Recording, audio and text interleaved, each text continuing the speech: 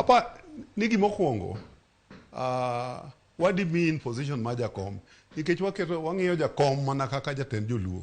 Jakom en jatelo mar jo Kenya te. An okadwar kom mar Jakom.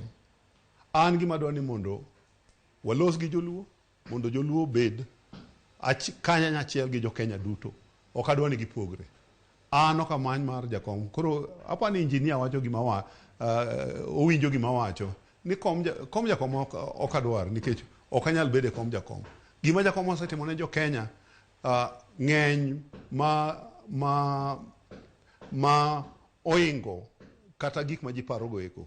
To chopo kama lokruok kod pogruok nyaka bede mondo lokruok onere joluo obed kanya achiel ma jo Kenya. Bedo kanya achiel mar jo Kenya ne mapenjo ni in ineno ni onego time nang'o nikech yiero